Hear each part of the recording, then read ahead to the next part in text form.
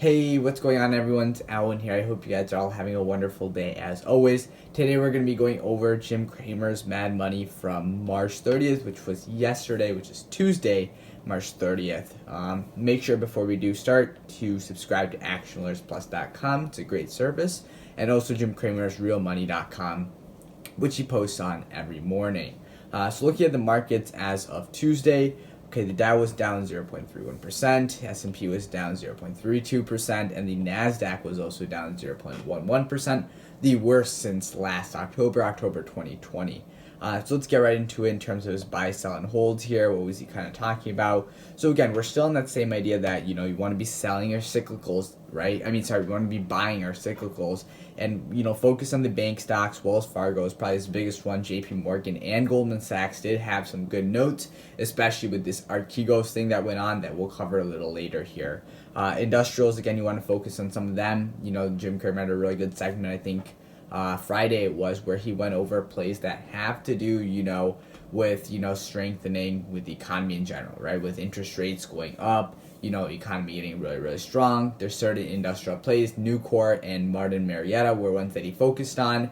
And those two companies also will have, they already have very strong demand, but they'll also benefit largely with the infrastructure passing. That's just kind of be icing on top of the cake, because they already have huge demand, and they both said that their quarters they're going to beat expectations. They're going to be doing very, very well for the following quarters.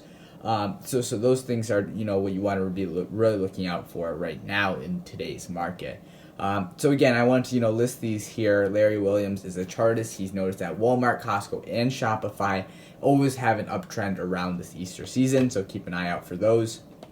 And then Jim Cramer said Moderna.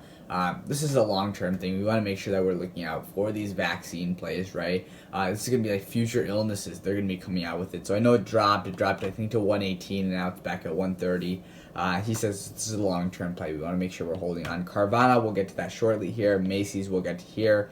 He said Vista Outdoors, he actually, had them on as an executive decision. They did very good. He liked their stock a lot and said it was very cheap and there's a lot of room to run there. Boeing still a play. Jim Cramer is saying Boeing will go to $300 as his new price target.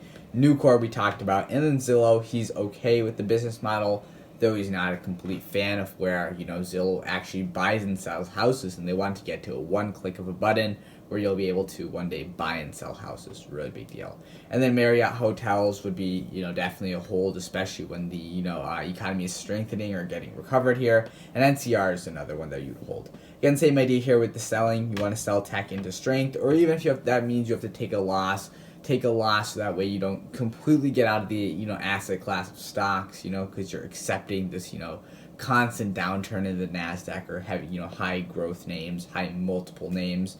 Again, SPACs, be really careful here, even though the bad SPACs will get pulled down with the good SPACs.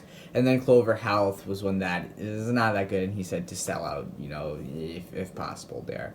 So the first segment of this show was the market malaise, right? And what he kind of said here was that what we have to realize is, now we're kind of, snapping out.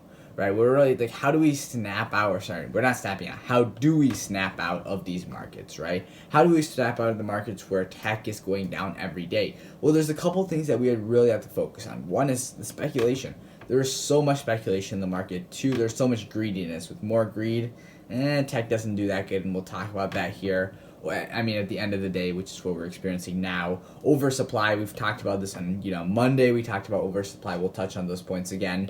And then just not knowing what people are investing in, right? A lot of confusion. I don't know what I'm investing in, things like that, right? And then we know that a lot of companies have to go so that way we can clear some of this oversupply. And then obviously the inflation concerns are hurting tech, right? So these 5 things: speculation, there's tremendous greed, people don't know what they're buying, these companies have to start merging together at one point. They all, cannot live. They all have to kind of come together.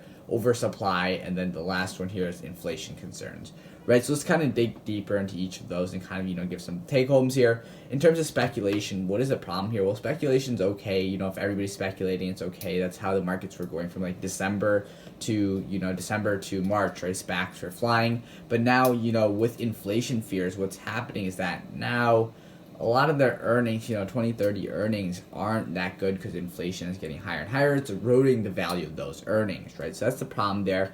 And there's just a lot of hard to value companies, right? So money is just pouring into these really, really hard to value companies. At one point, speculation gets so much, and in the moment of inflation, all these, stocks kind of look like penny stocks at the end of the day because, inflation is going to erode that future earnings growth.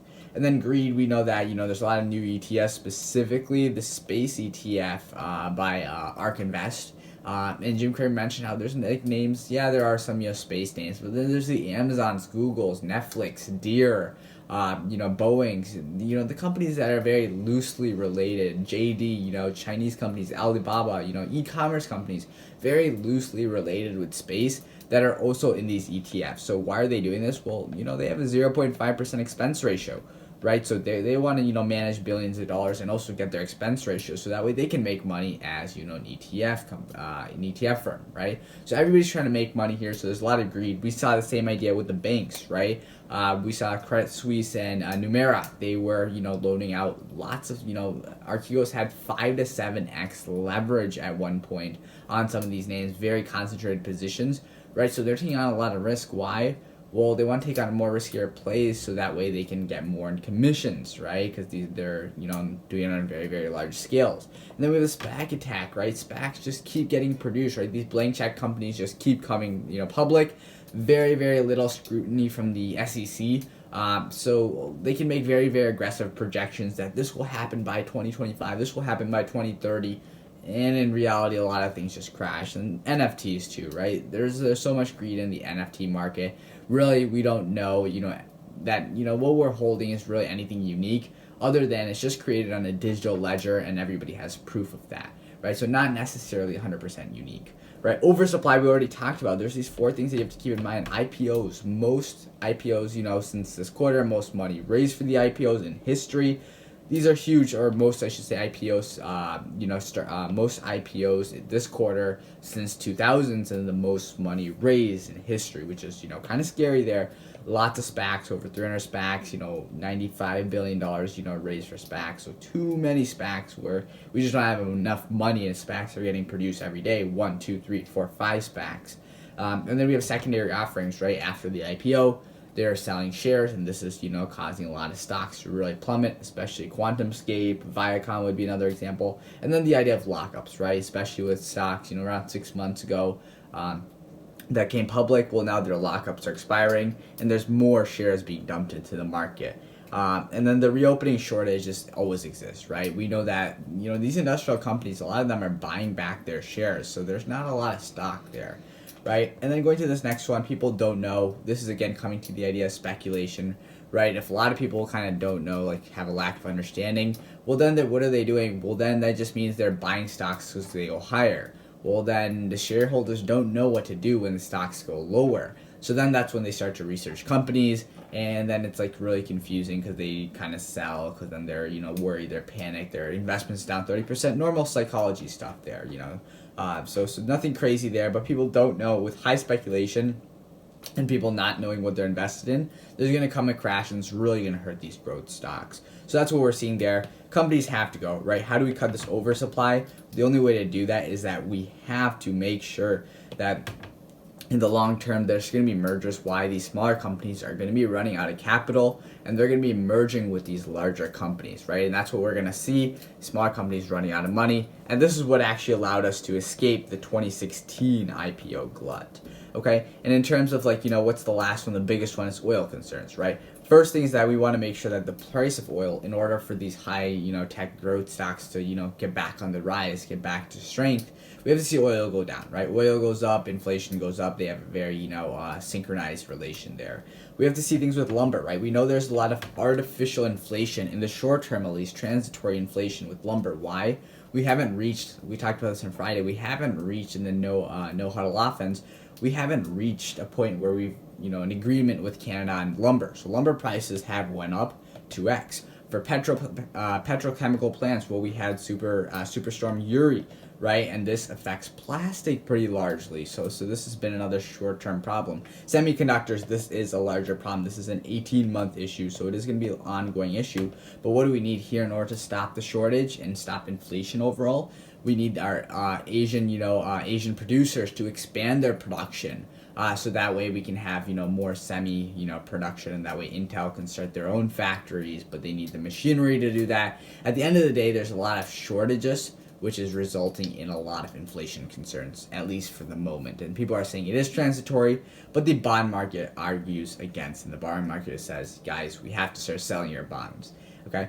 So then the thing is that, what we have to realize is that when does this all pause? When does this all really stop, right? Well, this will always stop when, SPACs and these IPOs, when these brokers just realizes that their SPACs and IPOs that they're listing, well, they're just losing people too much money, right? Once they realize, like, hey, now these brokers realize, hey, these are losing our, our clients way too much money, then they'll stop. But that takes a long time. It's going to come later down the road. What's the bottom line? Stick to these boring companies, right? Stick to what's working, well, with increasing rates, with stimulus coming out, right? Maybe with an infrastructure bill getting passed, but don't be dependent on that. And stocks with, better than expected earnings, or stocks that will have better than expected earnings. Stocks with very, very low price to earnings ratios, and stocks, that are buying stock of, companies that are actually buying back shares, reducing the supply in the market. And then we went to Carvana. Carvana I liked a lot. The biggest thing is that, yeah, they had very good sales growth, very good forecasts for the year. They're on both ends of the market. What does this mean? Well, we know Carvana for, their big towers, right, that we can go ahead and buy cars from on the elevator and things like that.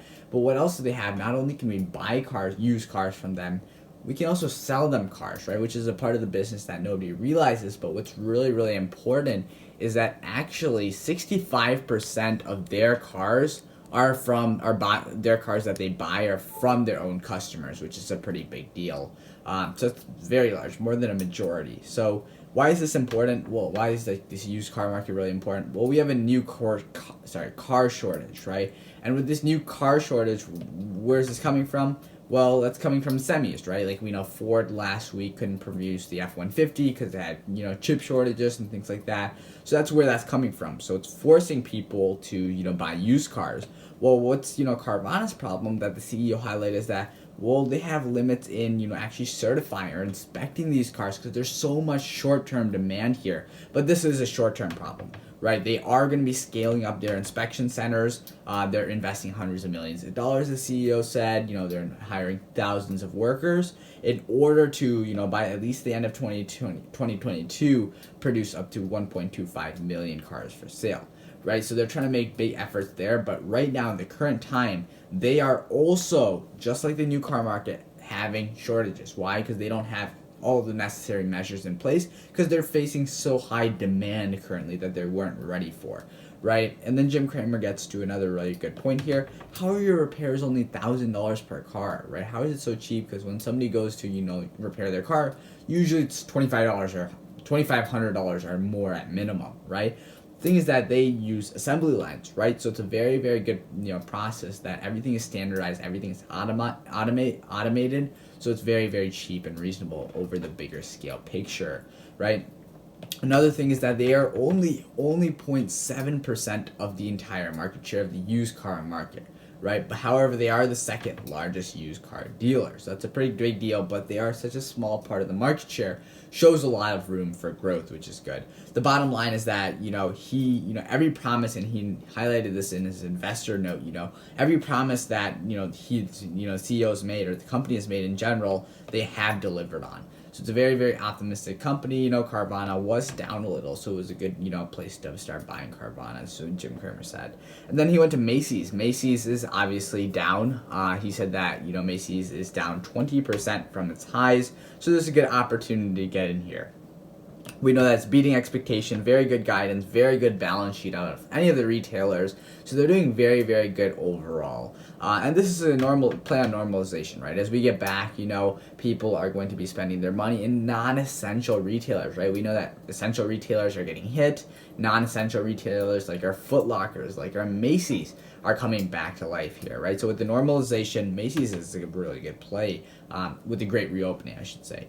And then the biggest thing is that everybody has to say they're digital focused, digital oriented, right? Not only do they have lots of stores, and they're very smart stores, which we'll get to shortly here, but they have a great digital performance too, and this has been increasing a lot, right? As of 2019, I believe it was $6 billion, came from $6 billion of the business came from their digital share.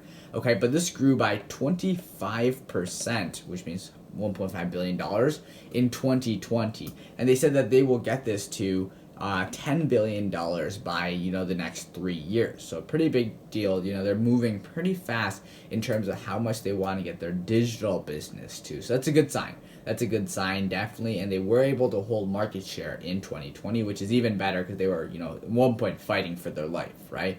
So digital, essentially what they say is really enabled through, being digital focused is enabled through having these really, really strong stores, right? And what they point out, one really good thing that I like, personally, was that 2 to 3 times more of their online business, they get 2 to 3 times more online business if they have a store in that area.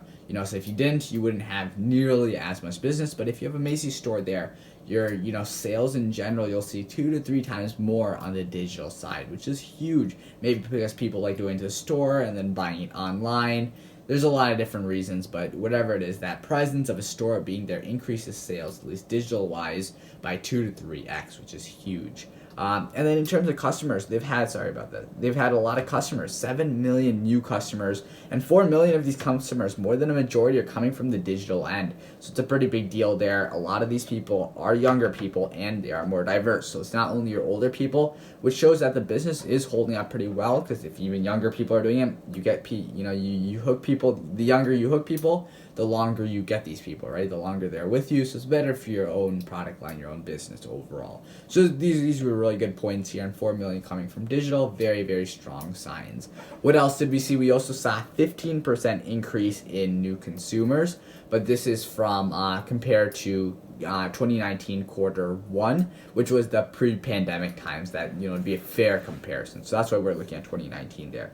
So we're up 15% compared to 2019, the amount of new customers we had in 2019 quarter 1. And what's really good is that they're spending 8% more than they were in 2019, which is another good sign. And so these are in terms of their new customers. In terms of their core customers, these core customers would be the ones who are on these, special rewards programs, right? Or loyalty programs, I should say. Well, they haven't been doing as good overall. They are down overall, but from last quarter, Q4 of 2020, they are up 10 points, which is another really good sign. So one thing that the CEO pointed out is that they do have a conservative view of the first half, or the front half of the market, but the back half is looking a lot more optimistic. So if you're looking at Macy's, definitely have it. Definitely take this into consideration here. It probably should be 1 year. It should be a longer term play. You really want to capture what's going on in the second half of the year when we start to see more and more of this great reopening. And these were the management's words, so we want to listen to that. And then another thing that's really important here that, I wanted to get back here, in terms of, having really strong stores, right?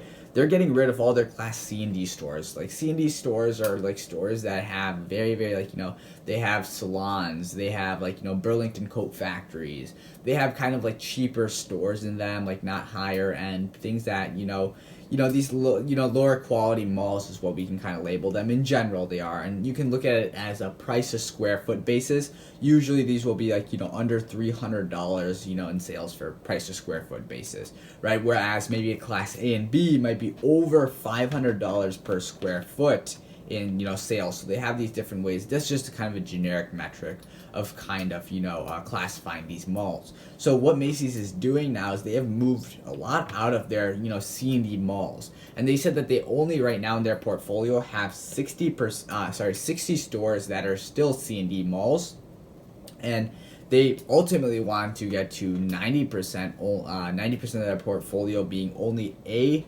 and B, so anywhere from A plus, A minus, B plus, B minus class companies, they only want 90%. So they want to get rid of everything else, and they want to do this relatively quickly. That's their goal. So this is a really good sign, getting rid of all these, closing down all these stores that cannot survive. Very, very good cost-effective way to, keep the business running, to keep the forecasts good. So Macy's was really good. Macy's and Carvana, definitely a lot of upside, Jim Cramer said. So it's a good place to, start buying or, start building a position into. And his no huddle offense was really nice today. It was, no matter what, no matter what plays, I should say, right? So what does this mean? Well, he said that, people are getting vaccinated. So what does this mean now, right? What does this mean in today's market? Well, we know there's a lot of new money, right? So people are getting vaccinated along with a lot of new money. Okay, this is one thing for sure. This is causing inflation fears, no doubt about that. But what do we know is that this is good for the great reopening. Shows strong signs of a strong economy. But what will people do when we get vaccinated? Will they go to restaurants? Will they spend money on entertainment? Will they, stay at home and play video games? Will they continue riding their Pelotons? Like, what's kind of going on once people get vaccinated, right? We don't know. We'll just have to kind of wait and see. Why? The entire great reopening trade is all these stocks are going up in value. So we don't know exactly where the focus is. Is it housing? Is it these industrial plays? Is it entertainment? Is it, these restaurants? Where exactly are we focused? We don't know, since most of this cohort, all of the, cyclical based stocks, boom and bust stocks, are going up in value. So what do we want to focus on? The no matter what stocks. So they're going to go up no matter what during, this time here when we're kind of uncertain of where our focus will be, right? And what do I mean by this? Stocks that, did good in the pandemic, right? In the lockdown, and stocks that will still do good. And those are the stocks that continue to rally, that rallied before and still rally today. So the best two examples that Jim Cramer keeps giving, and I can agree with this, is Lowe's and Home Depot. Why these are really good? Well, Lowe's and Home Depot, during the pandemic, obviously people needed to kind of restructure their house because they're living there full time, and a lot of new activities are coming there. And even now, house prices are going up like crazy, because there's a lot of inflation, obviously, a lot of scarcity. So upgrading your house is very good in terms of a value-based perspective, right? And then he said Williams-Sonoma, Restoration Hardware, Tractor Supply Company, CarMax, Carvana, Lithium Motors, and AutoNation. These are all good examples of things that people are going to be, kind of coming towards, regardless of, the economy going into lockdown or the economy going into reopening. So these are no matter what plays that you really want to begin to focus on. So these were his names to kind of look out for. But that was Mad Money for March 30th, Tuesday, March 30th. Hopefully you guys all enjoyed the video. Make sure to go down below and drop a like if you did enjoy. Subscribe to my channel if you're new. Turn on those post notifications so we're aware of when I do upload my next video. Comment down below. Till next time. Peace.